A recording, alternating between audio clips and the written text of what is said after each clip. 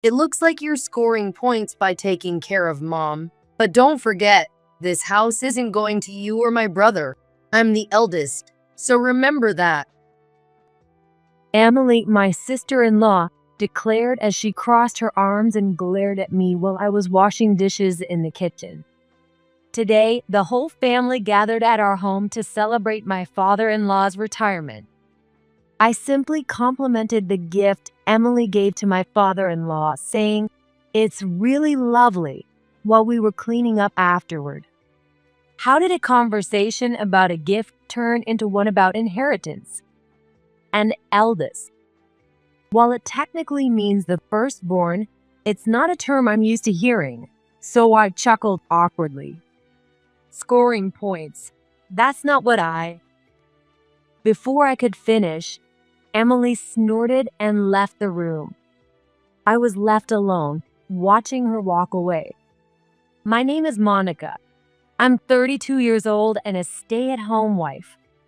I live with my in-laws, managing all the household chores and taking care of my mother-in-law, whose legs aren't as strong as they used to be. I'm so sorry, Monica. I feel awful making you take care of me when you're still newlyweds. She needed help right after I married my husband, Keith, and she's always been very considerate of me. My in-laws are such kind people, always mindful of my needs as their daughter-in-law. That's why I've never found living with them to be burdensome. And besides, taking care of my mother-in-law isn't that demanding. She's not bedridden, just a little unsteady on her feet. She's always eager to help with chores she can manage while sitting, like folding laundry, which makes me feel a bit guilty. It's been nearly 2 years since we started living together, and I've had a good relationship with Keith and my in-laws. But the peaceful days began to grow tense after Emily, my sister-in-law, got involved. Emily is already married, and she and her husband have a daughter in middle school. They live in the next town over, so we didn't see them all that often. But now things are different. Everything seemed to change last month when my father-in-law retired, and we celebrated his retirement at our house. On the day of the retirement party, we decided to surprise my father-in-law by preparing gifts, and my mother-in-law and I made all his favorite dishes. I never expected such a surprise. My father-in-law said, a bit embarrassed but clearly happy. We all thanked him for his hard work and handed over our gifts. Here's mine. When my father-in-law unwrapped the gift from Emily, an antique-style clock with a calm, elegant design appeared. The intricate carvings are impressive. It's a custom-made, one-of-a-kind piece. It cost $1,000. Emily announced, causing everyone in the room to exchange surprised glances. When you think about how grateful we are to Dad, that's a small price to pay. Emily's words brought tears to my father-in-law's eyes. I see. Emily, your thoughtfulness makes me really happy. I'll treasure it. My mother-in-law was also wiping her eyes. What a nice family, I thought with a smile. The peaceful and joyful moment passed by. But that's where the good part ended. It's been about a month since my father-in-law's retirement celebration.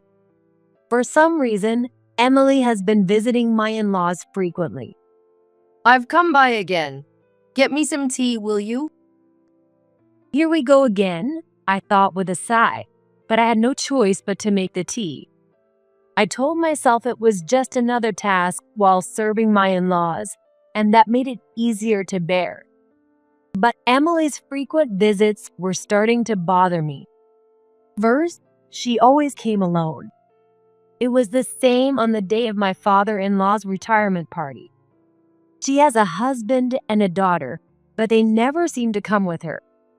Are her husband and daughter okay with this? Second, she always brings homemade food as a gift for my in-laws. She says, "I made too much," but the food Emily brings is so delicious that I find it hard to believe she made it herself. If I remember correctly, Emily used to be terrible at cooking. And third, her harassment toward me. I've always thought she had a somewhat harsh personality, but since my father-in-law's retirement celebration, her words and behavior have become particularly cruel. Isn't the seasoning in your cooking too strong? Are you trying to shorten our parents' lives? And just because mom is kind to you, don't think you can get away with bullying her behind our backs. Emily would throw these snide comments at me when my in-laws weren't looking. Not wanting to let her have the last word, I fired back. Bullying? You mean like what you're doing to me? Don't worry, Mom and I get along just fine. And by the way, your seasoning is much stronger. You pour sauces and mayonnaise all over your salads and side dishes. But the seasoning in the dishes you bring as gifts is just right. Seeing Emily's face turn red at my retort gave me a small sense of satisfaction. The snide remarks don't bother me much, but what I really can't stand is Emily's habit of asking for my things. Oh, these earrings are cute. Let me borrow them for a bit. Oh, this charm on your bag is lovely. Let me borrow this too. She would spot my belongings, make a fuss, and insist on borrowing them. Even when I firmly refused or asked Keith to step in, it didn't help. In the end, she would take them, and many things haven't been returned to this day. Emily, are you not getting along with your husband? You haven't brought your daughter around lately. Emily used to be terrible at cooking, so when did she get so good at it? My in-laws, even if they didn't notice Emily's harassment toward me, seemed to sense something was off with her and asked her about it. Oh, come on. That's not true at all. My husband just tells me to relax at my parents' house once in a while. And my daughter's grown out of the age where she follows me around everywhere. Besides, I've been married for over 10 years. It's only natural that I've improved at cooking. Emily made these excuses, and my in-laws seemed satisfied with her explanation. But the unease in my chest only grew larger. Well, I'm so exhausted today. After confirming that Emily had left, I sank into the empty living room. Every day, Emily would throw snide remarks at me, telling me to do this or that, and I was completely worn out. Keith understood how much I was struggling and suggested that we talk to my in-laws about it. But I didn't want to worry them too much. Besides, I didn't want to dampen their spirits, especially when they seemed so happy that Emily was visiting. Still, isn't she coming over a bit too often? Could it be that Emily wants to move in with my in-laws? If that's the case, why doesn't she just discuss it with them? This is really exhausting. Once I sat down, I couldn't muster the energy to get back up. But there were still chores to do. I tried to stand up, using a low shelf nearby for support. In the process, my elbow accidentally hit the clock. It was the clock that Emily had given to my father-in-law. A loud thud echoed, and a few seconds later, I turned pale. The next evening, while I was folding laundry in my room, Keith sat down in front of me with a serious expression. "What's wrong?" I asked, and Keith rummaged through the closet, pulling out something to show me. It was the garbage bag I had placed in the trash bin. Inside was the clock Emily had given to her father. Now, when I say trash bin, I mean the temporary storage bin in the garden where we kept sorted trash until collection day. I'd hidden the clock there to confront Emily about something. Of course, I never intended to actually throw it away, but now that Keith had found it, he probably thought I was planning to discard it. But I couldn't just leave the clock on display. I couldn't let anyone else in the family, especially my father-in-law, discover the truth about the clock. When I didn't say anything, Keith, growing impatient, started to accuse me. Dad's been looking everywhere for that clock. What's wrong with you? Are you out of your mind? Emily went to all that trouble. I cut him off. Then why don't you try pressing this button? At my words, Keith hesitated, but then did as I instructed and pressed the button. I had accidentally discovered this small button when I bumped the clock with my elbow. At first glance, it wasn't clear what the button was for. What the? Keith was baffled. And no wonder. As soon as he pressed the button, a male voice started playing. The voice was celebrating a wedding anniversary and expressing heartfelt gratitude to someone who seemed to be his wife. It then transitioned into words of affection that would make anyone blush if overheard. If someone had discovered the button and the recording, it would have been incredibly awkward. What's going on? This clock is supposed to be a custom-made, one-of-a-kind gift from Emily, isn't it?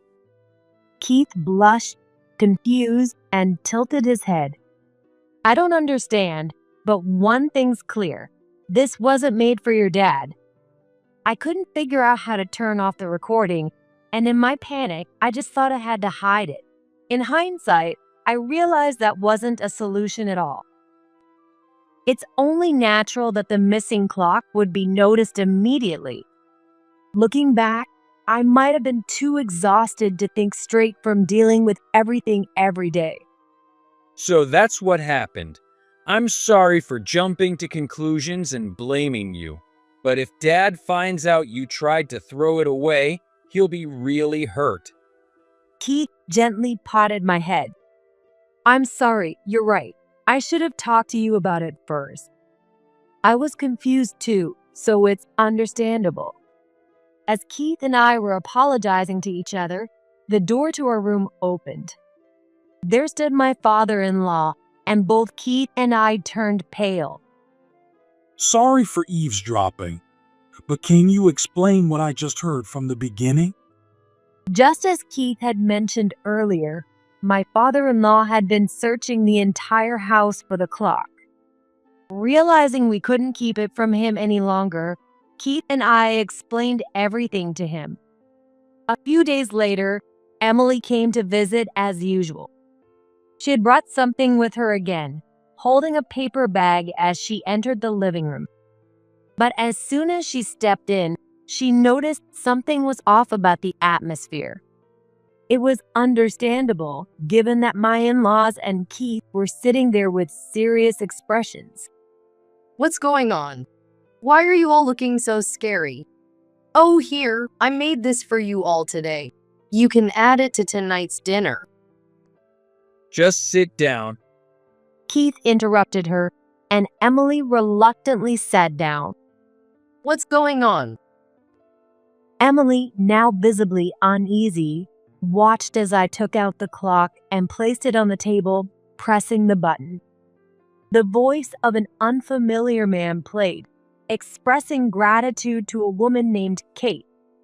And then it transitioned into a series of blush-worthy sweet words. I'm so sorry, Kate and her husband.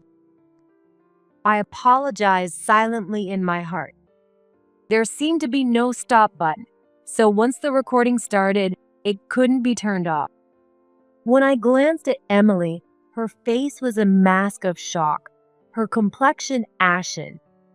Judging by her reaction, it seemed she didn't know about the voice recording feature. When I explained how I discovered the button, Emily's eyes narrowed in a way that seemed to say, "You shouldn't have meddled." Emily, explain yourself properly.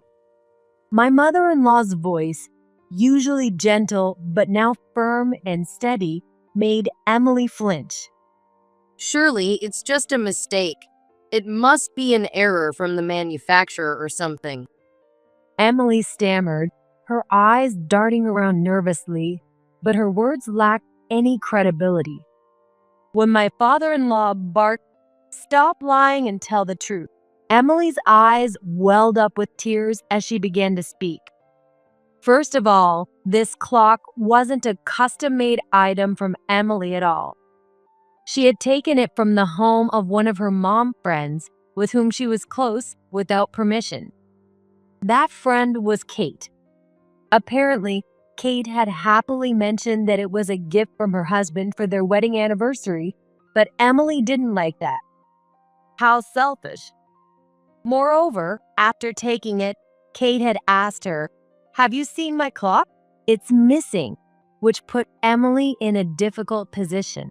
So she decided to gift it to my father-in-law, thinking it would be the perfect way to get rid of the evidence.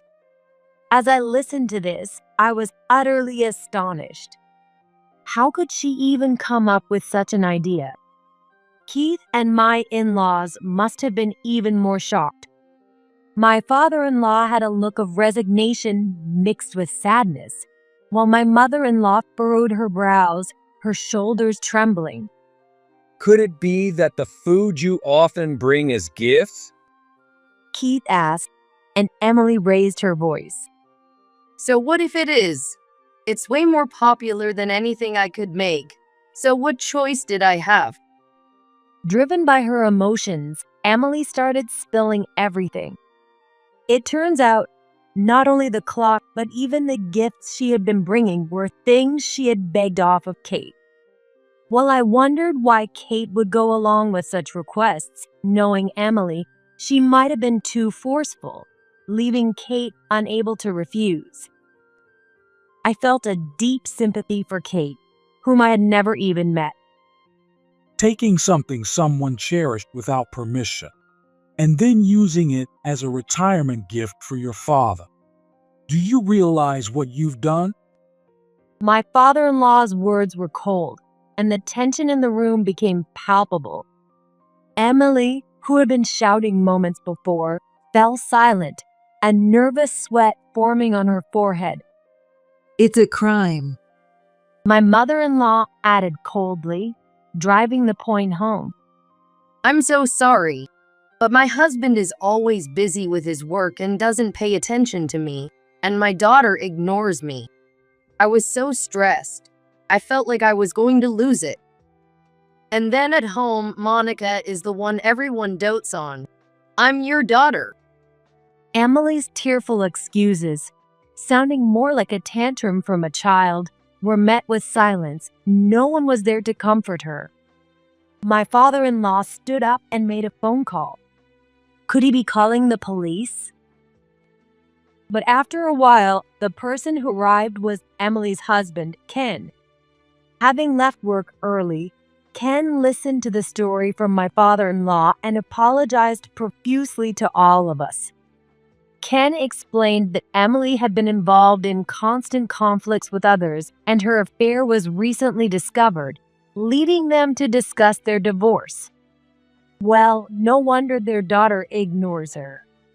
It all made sense now, and I nodded in understanding. It seemed that Emily had been trying to get on her in-laws' good side to secure a place for herself after the impending divorce. The fact that she even had someone else prepare gifts for her made the whole situation even more disgraceful. I deeply apologize for the trouble we've caused. I was planning to inform you about our divorce soon, and then this happened. I take full responsibility for what happened, and I will return the clock to its rightful owner and personally apologize and make amends. While Ken was apologizing, Emily was screaming frantically. I'll apologize to Kate too. I'll make sure to give her a proper gift this time. So please, Dad, forgive me. Let me stay here. Emily pleaded desperately, but Keith shouted at her from the side. Emily, cut it out already. How could you come to this house after hurting your husband and daughter like that? Didn't you feel guilty when you gave Dad that clock? Do you even have a conscience? My father-in-law nodded in agreement with Keith's words. I've had enough of you. don't think you'll have a place here even after the divorce. You're no longer my daughter. With those cold words, my father-in-law turned his back on Emily and left the room. This is all your fault. Emily screamed as she lunged at me. Emily, stop it. Keith held her back as I spoke firmly to her. Emily, if you have time to lash out at me, you should spend it reflecting and changing your ways. This is why everyone around you leaves. Emily looked around, stunned. Neither Keith, my mother-in-law, nor even her own husband would meet her gaze. She let out a muffled sob and collapsed in tears. When Ken came back to give us a final update, he told us that the clock had been safely returned to Kate. However, Kate and her husband were furious with Emily and had even involved a lawyer. It seems that all the frustration from enduring Emily's harassment had finally reached a breaking point, and I can understand why they'd want to take legal action after someone else heard that embarrassing recording from the clock. To avoid a theft charge, Ken agreed to pay for the damages and signed an agreement stating that Emily would no longer have any contact with Kate. They also decided to add this to the compensation for Emily's affair, which was the cause of the divorce. Through Ken, I was able to recover the items Emily had taken from me, and I felt relieved. Ken also mentioned that their daughter had requested that he be granted custody, which was finalized. Now, Emily is preparing for the divorce, burdened by the compensation she must pay and the bleak future ahead. 1 year after my father-in-law's retirement celebration, I'm still living with Keith at my in-laws' house. Recently, I found out I'm pregnant, and both Keith and my in-laws were overjoyed. My mother-in-law has been working even harder on her rehab so she can help take care of the baby, and my father-in-law has been studying parenting books with Keith. I hope my baby will be born safely. As I gently patted my stomach, I envisioned the joyful scenes of our growing family.